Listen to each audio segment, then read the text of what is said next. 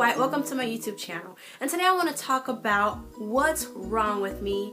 I'm not worried about being single. So I've had a lot of women message me and ask me so many questions about the fact that they don't care that they're still single. One woman in particular said that she felt ostracized. She felt like something was wrong with her. She felt like she was weird because everybody wondered why she wasn't worried about having a man in her life. Like people would say, you need a husband, or we need to help you how to be a wife. We need to teach you how to get a man. We need to teach you how to attract a man, how to get a man, how to be a wife. And she just felt really bad about that. It was people in her church, it was people in her family, it was people around her, and she was wondering, am I weird? What's wrong with me? Because she felt like right now, I'm not worried about having a man. Like, she's not even sure if she wants to be married. Part of her does, part of her doesn't. She said right now she's just focusing on her life, her career, growing as a person, growing in God, and she asked me what was wrong with that.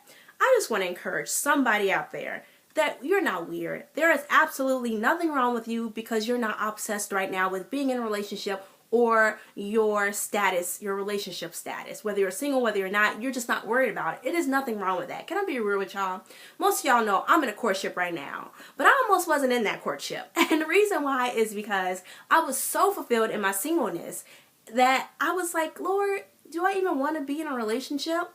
I was single, y'all, for almost 10 years, and I had found wholeness and fulfillment in my life, in my single season, and I was like, God, and it took some time to get there, I'm gonna be real, because there was a time where I did struggle, and I was super lonely, and I didn't want to be single, but then I got to the point, like, I'm going to trust you, God. I'm going to give that part to you. Whether you want me to be single, whether you don't want me to be single, I don't even care right now. I just want to find fulfillment and wholeness in my life, and I'm not focusing on it. And I dealt with that, y'all. I'm 34 years old, and I'm still not married. And I dealt with people like, your clock is ticking. Why aren't you still married? You're not worried about a man. You're not worried that you're not married. And why don't you go try to date this person, date that person? And I got tired of that. I got tired of people thinking just because I was single, all my focus was on my single status or on my relationship status, or was I going to find a man, or is it a man watching me, or is it a man going to find me? Like, I was like, I'm not worried about it. And I think it just becomes a time and a place where you get mature and you're like, God, I really trust you in my life. Like, I'm your daughter. And so if you want me to be married, I'll be married. If you don't, I'll be single. And I'm going to learn how to live that life fulfilled and not worry and stress about it. And I feel like sometimes that's when it comes. And maybe not immediately, because for me, I was single and satisfied for years and it didn't come right away. But it's just like, I believe that's what it is when you stop worshiping or idolizing a relationship status. I feel like that's when it's like you get to thrive and live your life and be whole and happy and joyful and not worry about it. So I would encourage you, ladies, it is absolutely nothing wrong with you. What would be something wrong with you is if you're thirsty, running after men, chasing men, lowering your standards, settling for less, forgetting your worth and your value just because you want a man. Because some people feel like any man is worth having no man, half of a man. I'll be the side chick. And it's like, no, you don't know your worth, sweetie. You deserve better than that. You need wholeness within yourself and within Christ and Christ alone before you even try to worry about being in a relationship. So again, ain't nothing wrong with that. Don't worry about what people are saying. You have to get to the place where you're not stressed or moved by what people are saying. Some people mean well. It was family members and church members and people around me who meant well, who were trying to hook me up with people, but I got tired of it, y'all. I was like, I'm no charity case. I know you mean well, but no, I'm not feeling that. I'm not feeling the situation. I'm good. Like, I'm good right now. And it wasn't necessarily that everybody was bad, and I thought I was too good. No, I was just really content in my season and wasn't focusing on that.